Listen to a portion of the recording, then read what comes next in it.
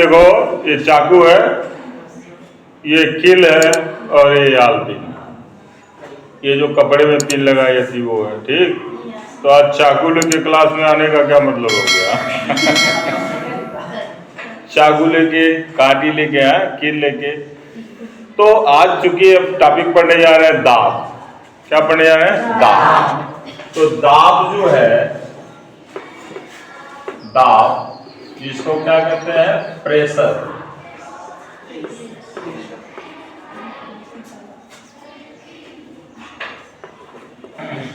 Right. तो दाब की परिभाषा क्या है? किसी पृष्ठ के एकांक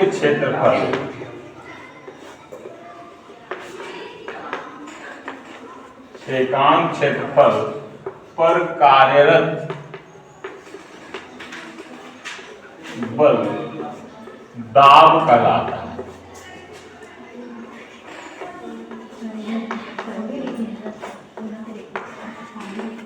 राइट। तो किसी पृष्ठ के एकांक क्षेत्रफल पर कार्यरत बल क्या कहलाता है? दाब। दाब को हम P से व्यक्त करते हैं, तो P = फॉर्मूला आया F/A। राइट।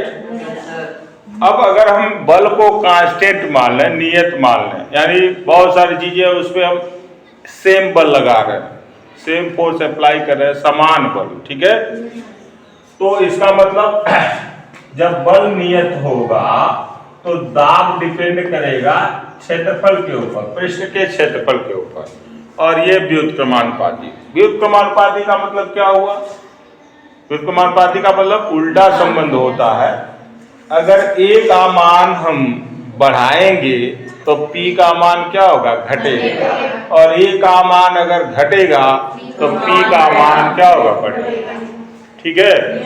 तो हमारे दैनिक जीवन में बहुत सारे एग्जाम्पल हैं जहां ये यूज होता है। जैसे कि अभी हमारे हाथ में चाकू है, कील है, ये पिन है। ठीक। अब कील जो है बनाया गया, तो देखिए आखिर में इसको डिजाइन साइंस से डिजाइन किया गया, चाकू को पिन से। हर जगह साइंस है?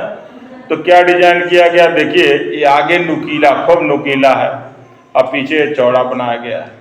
तो इसको अगर हमको दीवार में धंसानी है, दीवार के अंदर धंसानी है, तो ये नुकीला है, तो आसानी से जब हम इस पे हथौड़ा मारते हैं तो आसानी से क्या होता है? धंस जाता है। इसका कारण क्या हुआ? यही हुआ कि यहाँ जो पतला हिस्सा है ना, नुकीला, तो इसका क्षेत्रफल क्या है? कम है। तो कम क्षेत्रफल होने की वजह से जब आप हथौड़ा इस पे चलाएंगे तो दाब का मान क्या होगा? अधिक हो जाएगा।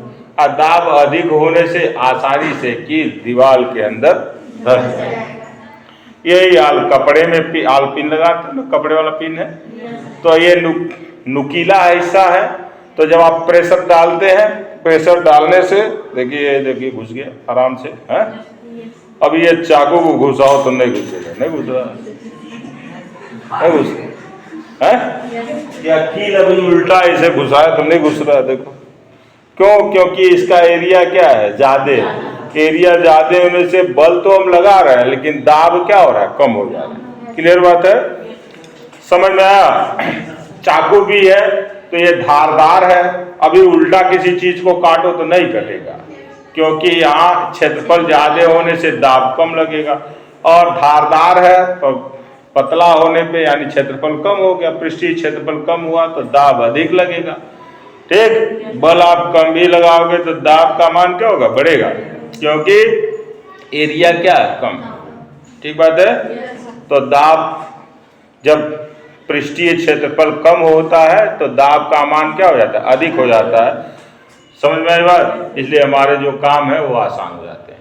और भी दैनिक जीवन में एग्जाम्पल है, जैसे आप रेलवे लाइन की पटरियां देखे होंगे, देखे हो ना? सब लोग देखे होंगे। आप देखते हो लोहे की पटरी होती है, और लोहे की पटरी किसके ऊपर रखी होती है? लकड़ी के चौड़ी चौड़ी पट्टियां होती हैं, उसके ऊपर रखी जाती हैं। ठीक। अब फिर पट्टियों के नीचे क्या रखा जाता है? रोड़ी रखा जाता है। रखा जाता है कि नहीं?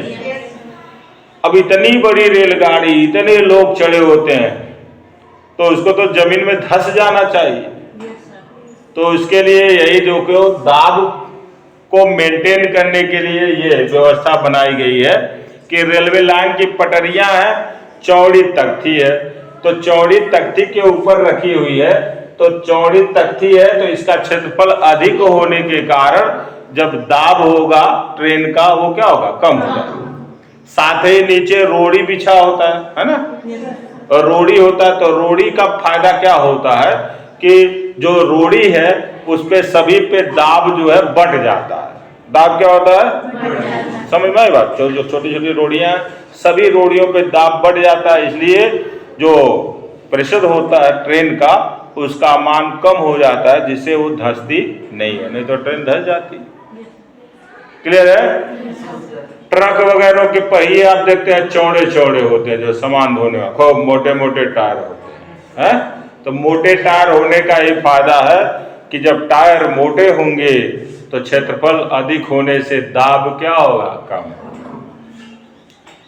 ठीक है, जब अभी आप इसका जनरल एग्जाम्पल तो तमाम तो ये भी दिखा दिए, चाकू और कील वाला। एक और एग्जाम्पल कि जब हम खड़े होते हैं, तो खड़े होते हैं तो आप अक्सर किसी चीज को दबाना होता तो देखते हो एक पैर पे खड़ा होकर दबाते हो ना।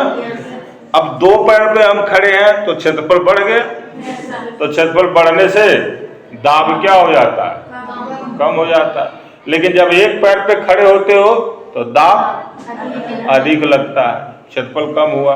अभी रेत वगैरह है तो एक पैर पे खड़े हो तो ज्यादा धंस हो गए। ठीक है, इसी तरह से ऊंट के पैर गद्दीदार होते हैं, तो गद्दीदार होने का मतलब एरिया ज्यादा होता है, समझ में आई बात? तो एरिया बढ़ने के कारण वो रेत पे जब चलते हैं तो दाब कम लगता है और उससे उनका पैर धंसता नहीं। क्लियर है? समझ में आई बात? नहीं तो चाकू देखो लेके आए। ठीक है, तो हर जगह साइंस है, इसका मतलब समझिए कि आखिर में क्यों इस तरह की इसकी आकृति बनाई गई, क्यों ऐसा बनाया गया। क्लियर है? अंडरस्टूड?